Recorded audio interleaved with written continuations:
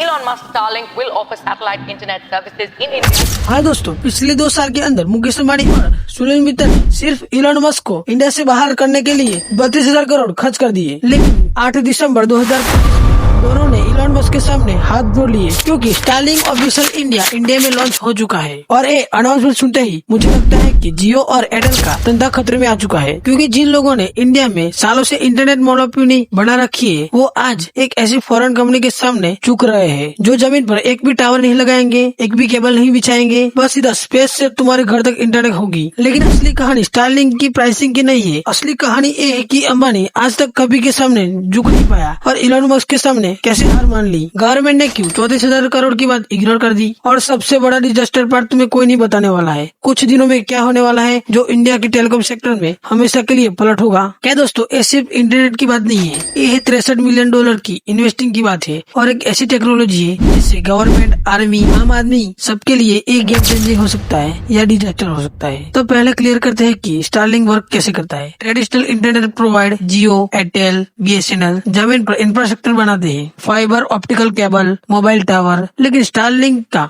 Approach बिल्कुल अलग है। इलॉन मस्क की कंपनी स्पेस एक्स 7,800 भी ज्यादा सैटेलाइट लॉन्च कर रखे है। ये सैटेलाइट ऑर्बिट के ऊपर घूमते रहते हैं, जमीन से सिर्फ 550 से 1200 किलोमीटर की ऊंचाई पर। या फिर स्टारलिंक की लेटेंसी सिर्फ 20 या 40 मिलीसेकंड तक आती है, जब ट्रेडिशनल सैटेलाइट की बात करें तो 600 मिलीसेकंड से ज्यादा आता है। मतलब बिना फाइबर, बिना टावर, सिर्फ एक सैटेलाइट डिश और क्लियर आसमान। लेकिन इंडिया में इतनी आसान नहीं है एंट्री लेना। अक्टूबर 2024 में रिलायंस जियो ने डिपार्टमेंट ऑफ टेलीकम्युनिकेशन को लेटर भेजा था। डिमांड की थी कि सैटेलाइट स्पेक्स में 4G और 5G की तरह ऑप्शन में डाला था। और एक दिन सुनील मित्तल ने भी यही स्टेप लिया था। लेकिन ट्विस्ट ये है कि एयरटेल का वन वे में इंटरनेट है और जियो का SCS में का पार्टनरशिप है। तो सवाल ये था कि फिर स्टारलिंक के साथ दिक्कत क्या है? जवाब है कंपैरिजन। स्टारलिंक दुनिया की सबसे बड़ी सैटेलाइट इंटरनेट कंपनी है, और ये रूरल नहीं, अर्बन, इंटरप्राइज, एविएशन और मैरीटाइम सेक्टर में भी उतरेगी। और फिर आया